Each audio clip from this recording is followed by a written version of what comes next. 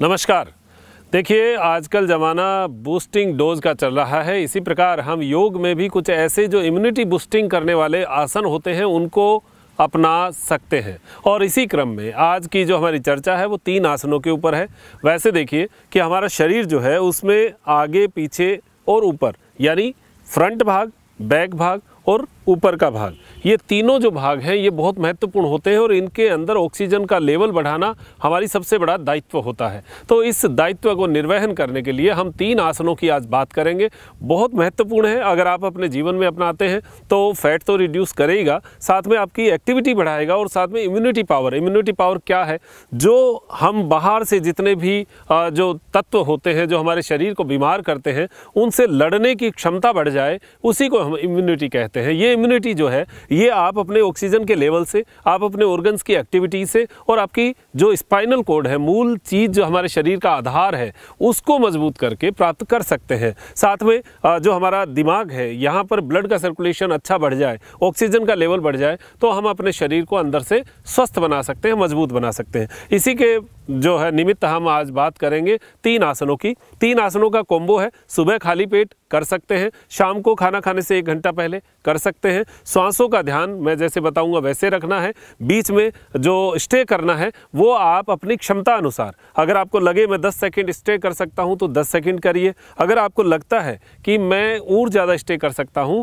तो फिर आपको वहाँ स्टे करके हल्का हल्का श्वास लेना और छोड़ना पड़ेगा, वरना तो आप निश्चित गति जो हमारी श्वासों की चलती रहेगी वैसे करिए। और अगर स्टे करते हैं तो फिर आप रुक के हल्का हल्का श्वास लीजिए, छोड़िए। इसमें कन्फ्यूजन नहीं होना चाहिए। ये अब शुरुआत कैसे करेंगे? वज्रासन ग्रुप के सारे आसन हैं। वज्रासन हमारे शरीर के लिए बहुत वैसे ही बढ़िया है। हमारे पेट में गैस को डिजोल्व करता है, गैस को कम करता है, पाचन को मजबूत करता है। तो इस आसन को तो आप जीवन में अपना ही लीजिए। खाना खाने के बाद हमें ज़रूर करना चाहिए। अब शुरुआत करेंगे कैसे? सुबह सुबह जब आप करें तो वार्म अप जरूर करें। थोड़ी देर कदम ताल करिए या थोड़ी देर घूम के आइए, फिर उसके बाद में शुरू कीजिए। पहले दिन कभी ज़्यादा मत करिएगा, वरना कमर में और घुटने में दर्द जरूर आएगा। दूसरी बात ध्यान रखना कि घुटने के नीचे मोटी गद्दी जरूर होनी चाहिए, वरना घुटना जो है उसमें पेन होगा, फिर आप कहेंगे इस आसन से पेन आ गया।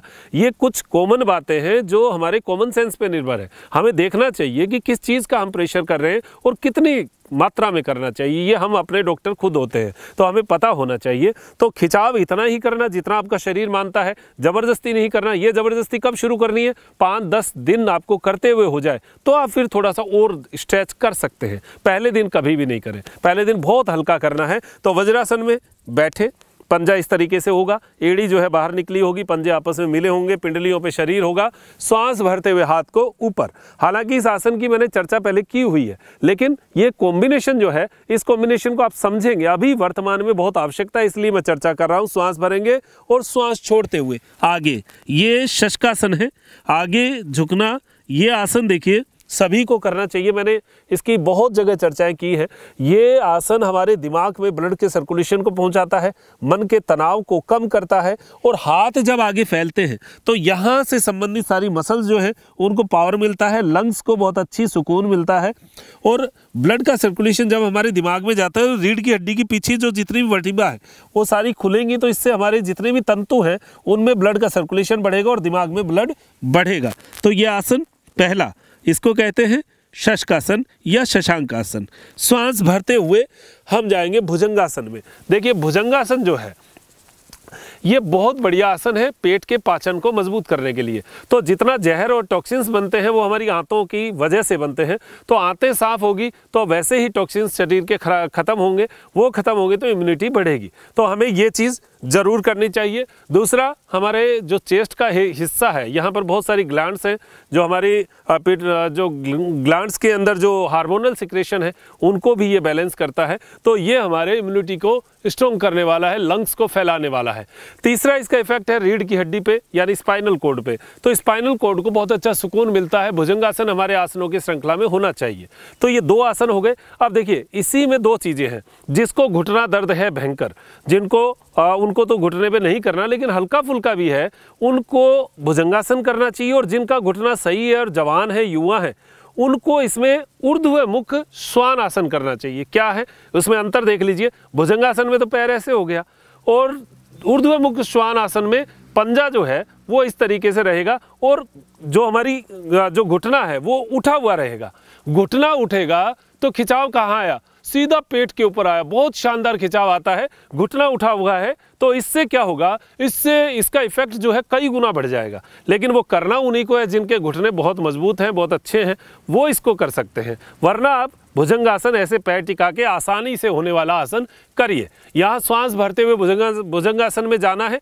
अगर स्टे करें तो हल्का श्वास लीजिए, छोड़िए, नहीं तो श्वास भरते हुए गए और यहाँ से श्वास छोड़ते हुए पंजे को इस तरीके से टिकाया और एड़ी को जमीन पे लगाते हुए अधोमुख श्वान आसन, पर्वतासन भी कहते हैं, लेकिन अधोमुख जो है श्वान आसन का ज़्यादा इसमें प्रभाव दिखता है। सिर को नीचे की ओर लेकर जाना है, पूरा पैर और हाथ जो है जमे हुए रहेंगे, ठुड्डी को नीचे की ओर दबाते हुए और शरीर को नीचे की ओर दबाते हुए। मुख्य जो इफेक्ट आपको महसूस होगा वो पिंडलियों पर।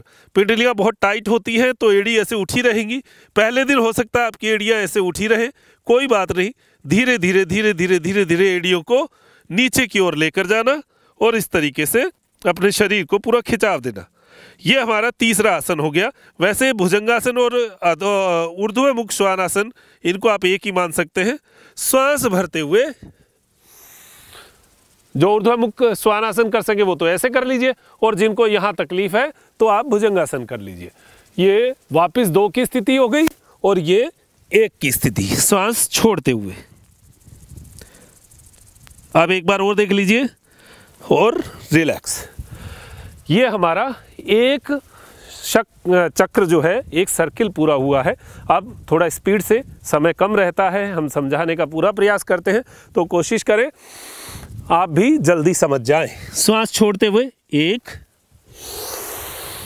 2, चाहे अधो ऊर्ध्वमुख कर लीजिए, और फिर 3 श्वास छोड़ते हुए। अब यहाँ से वापस श्वास भरते हुए 1, ये 2 हो गया और ये 1 हो गया। ये 1 है और रिलैक्स।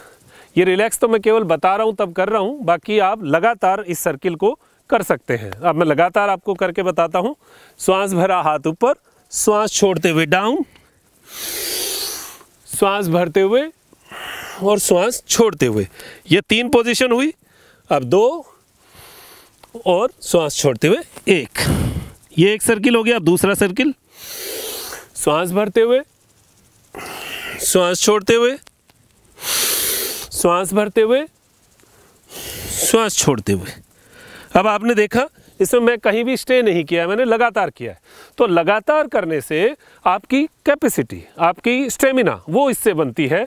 और आप अगर इसमें रुकते हैं कई देर तो इसके जो इफ़ेक्ट्स हैं वो आपको और ज़्यादा मिलते हैं, ऑर्गन से संबंधित और यहाँ के ब्लड सर्कुलेशन से संबंधित। इन तीनों आसनों को आप अपने पैकेज में डालिए। अगर आप पैकेज भी नहीं करते तो सिंपली इनको कर लीजिए। इससे भी आपको बहुत अच्छा रिलीफ, बहुत अच्छा इफेक्ट महसूस होगा। पाचन शक्ति बढ़ेगी, रीढ़ की हड्डी, हमारे लंग्स, हमारे जो मस्तिष्क है वहाँ पर ब्लड का सर्कुलेशन, हाथों का जो खिंचाव है बहुत अच्छा बनेगा, ताकत अच्छी बनेगी, ये सब चीज़ें अच्छी बने, पाचन अच्छा बने, ऐसी अपेक्षा करता हूँ। दीजिए इजाज़त मुझे, डॉक्टर मनोज योगाचार्य को, त्रिनेत्र टीवी के लिए त्रिनेत्र योगधाम से नमस्कार।